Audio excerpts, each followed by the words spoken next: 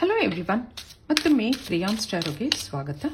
ಇವತ್ತಿನ ರೀಡಿಂಗ್ನಲ್ಲಿ ನಿಮ್ಮಿಂದ ದೂರ ಆದಮೇಲೆ ಅವ್ರ ಮನಸ್ಥಿತಿ ಹೇಗಿದೆ ಹಾಗೆ ಕೇಳೋಣ. ಇದೊಂದು ಟೈಮ್ಲೆಸ್ ಜನರಲ್ ರೀಡಿಂಗ್ ಆಗಿರುತ್ತೆ, ಹಾಗೆ ಕಲೆಕ್ಟಿವ್ ಎನರ್ಜಿನಲ್ಲಿ ಇರುತ್ತೆ.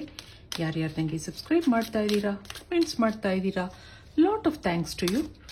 ಇದೊಂದು ಜನರಲ್ ರೀಡಿಂಗ್ ಆಗಿರೋದ್ರಿಂದ ನಿಮ್ಮ ಲೈಫಲ್ಲಿ ಹೆಚ್ಚಿನ ಕ್ಲಾರಿಟಿ ಬೇಕಿದ್ರೆ ನೀವು ಪರ್ಸನಲ್ ರೀಡಿಂಗ್ ತಗೋಬಹುದು. ಹಾಗೆ ನನ್ನ ಹಳೆ ವಿಡಿಯೋಗಳನ್ನ ಸಹ ನೋಡಬಹುದು. ಈಗ ಅವ್ರ ಮನಸ್ಥಿತಿ ಹೇಗಿದೆ? ಅಕ್ಸೆಪ್ಟೆನ್ಸ್ ಬರ್ತಾ ಇದೆ, ರಿಲೀಸ್ ಬರ್ತಾ ಇದೆ, ಇಲ್ಲೊಂದು ರಿನಿವಲ್. ನಿಮ್ಮಿಂದ ದೂರ ಆಗಿದ್ದಾರೆ, ಸರಿ, ಏನೋ ಮಿಸ್ಅಂಡರ್ಸ್ಟ್ಯಾಂಡಿಂಗ್ಸ್ಗಳಿಂದ ನಿಮ್ಮಿಂದ ದೂರ ಆಗಿದ್ದಾರೆ.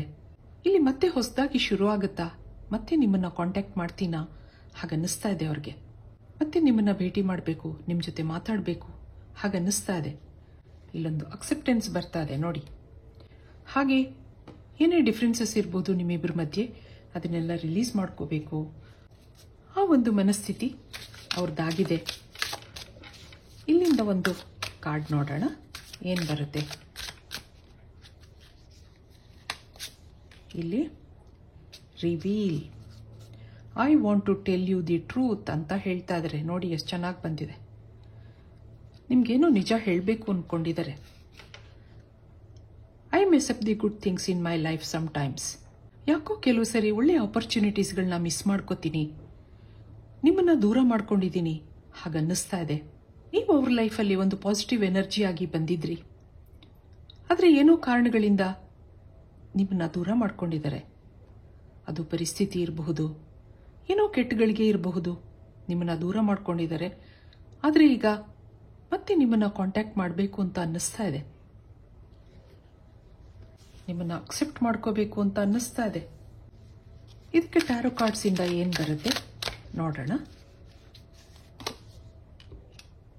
ಇಲ್ಲೊಂದು ಹೆರಫೆಂಟ್ ಬರ್ತಾ ಇದೆ, ಹಾಗೆ ಕ್ವೀನ್ ಆಫ್ ಸಾರ್ಟ್ಸ್ ಇದೆ, ಮತ್ತೊಂದು ಸ್ಟ್ರೆಂತ್ ಕಾರ್ಡ್ ಇದೆ, ಹಾಗೆ 6 ಆಫ್ ಸಾರ್ಟ್ಸ್ ಇದೆ. ಇಲ್ಲೊಂದು 5 ಆಫ್ ಸಾರ್ಟ್ಸ್ ಬರ್ತಾ ಇದೆ. ಇಲ್ಲಿ 4 ಆಫ್ ವ್ಯಾಂಡ್ಸ್ ಇದೆ. ಟ್ವಿನ್ ಫ್ಲೇಮ್ ಜರ್ನಿನಲ್ಲಿದ್ದೀರಾ ಅಥವಾ ಸೋಲ್ಮೇಟ್ ಜರ್ನಿನಲ್ಲಿದ್ದೀರಾ? ಅದರಿಂದ ಇಲ್ಲಿ ಬ್ಲಾಕೇಜಸ್ ಇದೆ. ಯಾವುದೋ ಕಾರಣಕ್ಕೋಸ್ಕರ ದೂರ ಆಗಿದ್ದೀರಾ.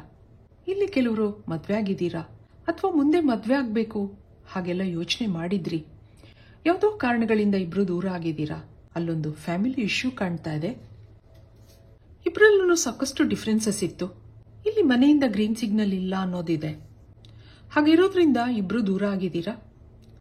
ಆಗಾಗ ನಿಮ್ಮಿಬ್ಬರ ಮಧ್ಯೆ ಜಗಳಗಳಾಗ್ತಾ ಇತ್ತು, ಹಾಗೆ ಅಪ್ಸ್ ಅಂಡ್ ಡೌನ್ಸ್ ಇರ್ತಾ ಇತ್ತು. ಆದ್ರೆ ನಿಮ್ ಬಾಂಡಿಂಗ್ ಸ್ಟ್ರಾಂಗ್ ಆಗಿತ್ತು ಅನ್ನೋದಿದೆ. ಇಬ್ಬರಲ್ಲೂ ಕಾನ್ಫಿಡೆನ್ಸ್ ಇತ್ತು, ತುಂಬಾ ದಿನದ ಆತ್ಮೀಯತೆ ಬೆಳೆದಿದೆ, ಅಟ್ಯಾಚ್ಮೆಂಟ್ ಇದೆ. ಎಲ್ಲಕ್ಕಿಂತ ಹೆಚ್ಚಾಗಿ ಇಬ್ಬರಲ್ಲೂ ಅಂಡರ್ಸ್ಟ್ಯಾಂಡಿಂಗ್ ಇರಲಿಲ್ಲ. ಆಗಾಗ ಮಾತುಕತೆಗಳಾಗ್ತಾ ಇತ್ತು, ಜಗಳಗಳಾಗ್ತಾ ಇತ್ತು, ಆದ್ರೂ ಕನೆಕ್ಟ್ ಆಗ್ತಾ ಇದ್ರಿ. ಅಲ್ಲೊಂದು ಸೋಲ್ಮೇಟ್ ಕನೆಕ್ಷನ್ ಇರೋದ್ರಿಂದ ನೀವು ಮತ್ತೆ ಮತ್ತೆ ಕನೆಕ್ಟ್ ಆಗ್ತಾ ಇದ್ರಿ. ಆದ್ರೆ ಬ್ಲಾಕೇಜಸ್ ಕ್ಲಿಯರ್ ಆಗ್ತಾ ಇರಲಿಲ್ಲ, ಹಾಗಾಗಿ ಮತ್ತೆ ದೂರ ಆಗ್ತಾ ಇದ್ರಿ ಅನ್ನೋದಿದೆ. ಇದಕ್ಕೆ ಇಲ್ಲಿಂದ ಏನ್ ಬರುತ್ತೆ ನೋಡೋಣ. ಇಲ್ಲಿ ಪ್ರಿನ್ಸೆಸ್ ಆಫ್ ವ್ಯಾಂಡ್ಸ್ ಇದೆ, ಮತ್ತೊಂದು ಚಾರಿಯಟ್ ಕಾರ್ಡ್ ಬರ್ತಾ ಇದೆ, ಹಾಗೆ ಮ್ಯಾಜಿಷಿಯನ್ ಇದೆ, 9 ಆಫ್ ವ್ಯಾಂಡ್ಸ್ ಇದೆ, ಹಾಗೆ ವರ್ಲ್ಡ್ ಕಾರ್ಡ್ ಬರ್ತಾ ಇದೆ. ಇಲ್ಲೊಂದು 7 ಆಫ್ ಕಾಯಿನ್ಸ್ ಇದೆ. ನೀವೊಂದು ಇಂಡಿಪೆಂಡೆಂಟ್ ಪರ್ಸನ್ ಅನ್ನಿಸ್ತಾ ಇದೆ. ಕಾನ್ಫಿಡೆಂಟ್ ಆಗಿದ್ದೀರಾ, ಫೈನಾನ್ಷಿಯಲಿ ಸ್ಟ್ರಾಂಗ್ ಆಗಿದ್ದೀರಾ ಅನ್ನೋದು ಇದೆ. ಆದ್ರೆ ಯಾಕೋ ಏನೋ ಈ ವ್ಯಕ್ತಿಗೆ ಅಟ್ರಾಕ್ಟ್ ಆಗಿದ್ದೀರಾ. ಅವ್ರ ಮಾತುಕತೆಗಳಾಗಿರಬಹುದು, ಅವರ ಸ್ವಭಾವದಿಂದ ನಿಮ್ಗೆ ಅಟ್ರಾಕ್ಷನ್ ಇದೆ, ಅಟ್ಯಾಚ್ಮೆಂಟ್ ಬೆಳೆದಿದೆ. ಅದನ್ನ ಬಿಡೋಕ್ಕಾಗ್ತಾ ಇಲ್ಲ. ಎಲ್ಲೋ ಒಂದ್ ಕಡೆ ಹಠನೂ ಇದೆ. ನೀವು ಬೇಜಾರು ಮಾಡ್ಕೋತೀರಾ ಅಂತ ಅವರು ಆಗಾಗ ಸುಳ್ಳು ಹೇಳ್ತಾ ಇದ್ರು. ನಿಮ್ಗೆ ಯಾವುದೇ ಕ್ಲಾರಿಟಿ ಕೊಡ್ತಾ ಇರಲಿಲ್ಲ. ನೀವು ಸಾಕಷ್ಟು ದಿನ ವೇಟ್ ಮಾಡಿದ್ದೀರಾ. ಆದ್ರೆ ನಿಮ್ಮ ಪ್ರಪಂಚ ಈ ವ್ಯಕ್ತಿ ಆಗಿದ್ರು. ಲೈಫಲ್ಲಿ ಸೆಟ್ಲ್ ಆಗಬೇಕು ಅನ್ನೋದಿತ್ತು, ಮನಸ್ಸಲ್ಲಿ ತುಂಬಾ ಕನಸುಗಳಿತ್ತು. ಇವೆಲ್ಲ ಕಾರಣಗಳಿಂದ ಕೆರಿಯರ್ ಮೇಲೆ ಫೋಕಸ್ ಮಾಡೋದು ಕಷ್ಟ ಆಗ್ತಾ ಇತ್ತು. ಆದ್ರೂ ಹೇಗೋ ಎಲ್ಲ ಬ್ಯಾಲೆನ್ಸ್ ಆಗ್ತಾ ಇದೆ. ಫೈನಾನ್ಷಿಯಲಿ ಅಂಥ ಏನು ಇಶ್ಯೂಸ್ ಇಲ್ಲ ನಿಮ್ಗೆ, ಆದ್ರೆ ಮೆಂಟಲಿ ಡಿಸ್ಟರ್ಬ್ ಆಗಿದ್ದೀರಾ. ಇಮೋಷನಲ್ ಆಗಿ ಈ ವ್ಯಕ್ತಿಗೆ ಕನೆಕ್ಟ್ ಆಗಿರೋದ್ರಿಂದ ಹೆಚ್ಚು ಡಿಸ್ಟರ್ಬೆನ್ಸ್ ಇದೆ, ಆಂಗ್ಸೈಟಿ ಇದೆ. ಹಾಗೆ ಈ ಕನೆಕ್ಷನ್ನಲ್ಲಿ ಅಕ್ಸೆಪ್ಟೆನ್ಸ್ ಇಶ್ಯೂ ಬರ್ತಾ ಇದೆ. ಇದಕ್ಕೆ ಯೂನಿವರ್ಸಿಂದ ಏನಿದೆ ಕೇಳೋಣ. ಇಲ್ಲಿಂದ ನಿಮಗೆ ಏನು ಗೈಡೆನ್ಸ್ ಬರುತ್ತೆ, ಏನು ಮೆಸೇಜ್ ಬರುತ್ತೆ, ಮೊರಾಲಿಟಿ ಬರ್ತಾ ಇದೆ. ಹಾಗೆ ಲೆಟ್ಟಿಂಗ್ ಗೋ ಬರ್ತಾ ಇದೆ, ಮತ್ತೊಂದು ಹೀಲಿಂಗ್ ಬರ್ತಾ ಇದೆ, ರಿಲೀಸ್, ಹೀಲಿಂಗ್ ಆ ಥರ ನಿಮಗೆ ಬರ್ತಾ ಇದೆ. ಇಲ್ಲೊಂದು ರೀಬರ್ತ್ ಇದೆ, ಹಾಗೆ ಸಾರೋ, ಮತ್ತೊಂದು ಕರೇಜ್ ಬರ್ತಾ ಇದೆ.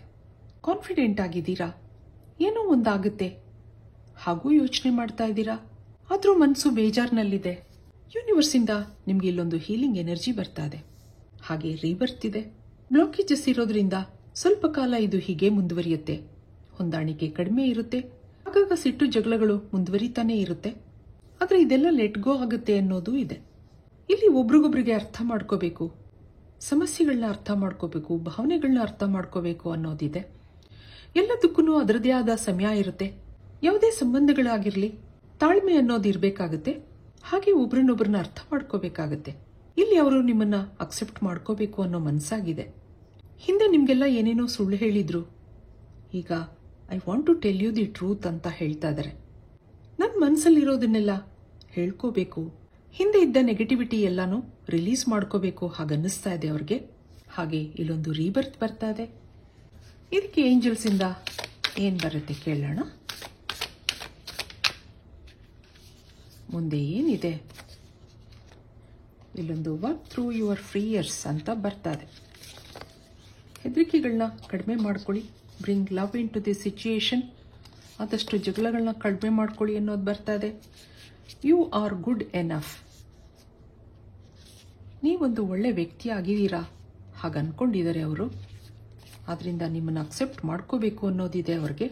Confidence is key to success ಅನ್ನೋದಿದೆ. The answers you need are coming ಅನ್ನೋದು ಬರ್ತಾ ಇದೆ. ಹೌದು, ಎಲ್ಲದಕ್ಕೂ ಅದರದೇ ಆದ ಸಮಯ ಇರುತ್ತೆ.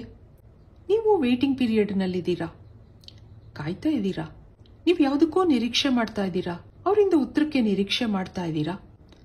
ಆ ಆನ್ಸರ್ಸ್ ಎಲ್ಲ ನಿಮಗೆ ಬರುತ್ತೆ ಅನ್ನೋದು ಏಂಜಲ್ ಮೆಸೇಜ್ ಆಗಿದೆ. ನಿಮ್ಮ ಹೆದರಿಕೆ, ಆತಂಕ ಅದನ್ನೆಲ್ಲ ಕಡಿಮೆ ಮಾಡ್ಕೊಳ್ಳಿ ಅನ್ನೋದಿದೆ. ಆದಷ್ಟು ತಾಳ್ಮೆಯಿಂದ ಇರಿ, ಯು ಆರ್ ಗುಡ್ ಎನಫ್ ಅನ್ನೋದು ಬರ್ತಾ ಇದೆ. ಕಾನ್ಫಿಡೆಂಟ್ ಆಗಿರಿ, ಒಳ್ಳೆಯವ್ರಿಗೆ ಯಾವಾಗ್ಲೂ ಒಳ್ಳೇದಾಗುತ್ತೆ. ಆದ್ರಿಂದ ಒಳ್ಳೆ ಕೆಲಸಗಳನ್ನ ಮಾಡಿ, ಒಳ್ಳೆ ದಿನ ಯೋಚನೆ ಮಾಡಿ. ನಿಮ್ಮಿಂದ ದೂರ ಆಗಿದ್ದಾರೆ ಸರಿ, ಆದರೆ ಈಗ ಮತ್ತೆ ನಿಮ್ಮನ್ನು ಅಕ್ಸೆಪ್ಟ್ ಮಾಡ್ಕೋಬೇಕು ಅನ್ನೋ ಮನಸ್ಸಾಗಿದೆ ಅವ್ರಿಗೆ. ಇದು ಇವತ್ತಿನ ರೀಡಿಂಗ್ ಆಗಿರುತ್ತೆ. ಮತ್ತೆ ಇಂಥದೇ ರೀಡಿಂಗ್ ಕೇಳಬೇಕು ಅನ್ಸಿದ್ರೆ ನನ್ನ ವಿಡಿಯೋಸ್ನ ಲೈಕ್ ಮಾಡಿ, ಶೇರ್ ಮಾಡಿ, ಸಬ್ಸ್ಕ್ರೈಬ್ ಮಾಡಿ. Thank you for watching. Be happy always.